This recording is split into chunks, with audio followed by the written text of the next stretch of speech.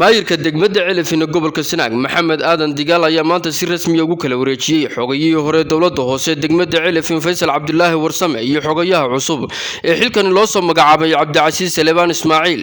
Munaasabad ballaaran oo loo qabtay xil wareejintan ayaa waxay ka dhacday hoolka dawladda hoose degmada Celifina gobolka Sanaag, waxaana ka soo qayb galay maamulka degmada Celifin xildhibaano salaadiin cuqaal iyo marti sharaf kale aad u tiro badan.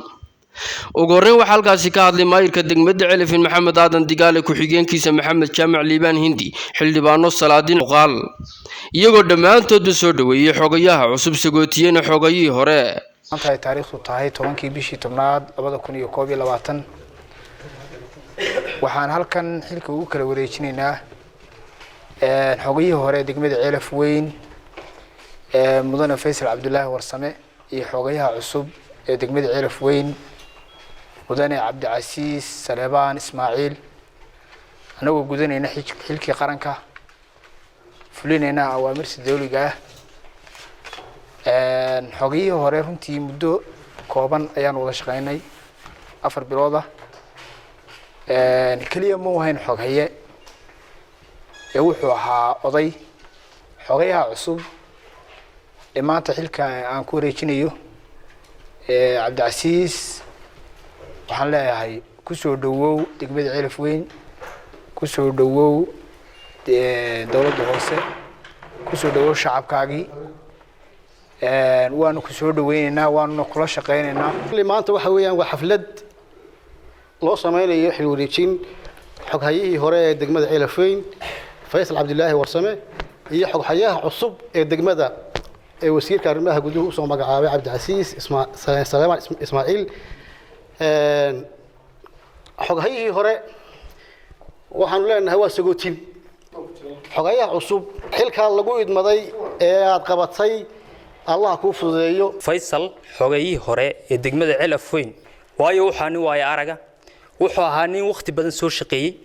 wuxuu ahaa run ahaantii Cabdi Cadood baa Celifweyntii hore ka mid ahaa. biidnillaahi waxaan uga baahanyahay dhul ka yar baa gobolaa, dhul ka yar oo ina ka tayo yar baa gobolaa. Celif waxaan laga baahan inaan hadoono weyn waaynu inagoo isku xidhan qaylo dheer iyo qaylo dhaqaan baa u dirsan degmadeena sare ugu qaadan lahayn haday gobol helaysayo hadaynu ay u gudbanayno. kulli xilku waa meerto Faysal Cabdullaahi weyn u ducaynaynaa. wax wanaagsan buu soo qabtay, shaqo wacan buu soo qabtay. inanka Cabdicasiis isagana waxaynu ugu ducaynaynaa in xilka Ilaahay u fududeeyo.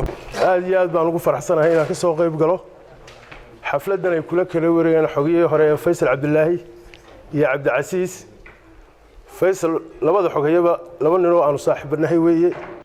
sidoo kale waxa iyaguna halkaasi ka hadlay xogayihii hore degmada Celifin Faysal Cabdullaahi Warsame iyo xogayaha cusub Cabdicasiis Salebaan Ismaaciil. waxaan halkan ku soo dhaweynayaa xogayaha cusub Cabdicasiis. waxaan leeyahay ku soo dhawow degmo ay maamulkeedii oo uu dhameystiran yahay oo uu shaqeynayo golo wanaagsan oo si toosa shaqadooda waxaan u mahadnaqayaa madaxweynaha Jamhuuriyadda Soomaaliland gaar ahaan wasiirka arrimaha gudaha Jamhuuriyadda Soomaaliland oo yigmaday mas'uuliyadda xogayaha degmada Celifweyn. waxaan rajeynayaa insha Allah tacaala inaan si mudan oo wanaagsan oo hufan oo ummadda reer Celifweyn waayeelka iyo waxgaradka iyo odayaasha iyo nabadeynta inaan ka shaqeyn doono insha Allah bismillaahi kariim. gabagabadiina waxaa halkaasi xilkii si rasmi ah ugu kala wareejiyay maayirka degmada Celifin gobolka Sanaag Maxamed Aadan Digaale wa Maxamed Suuta telefishinka qaranka Soomaaliland Celifweyn.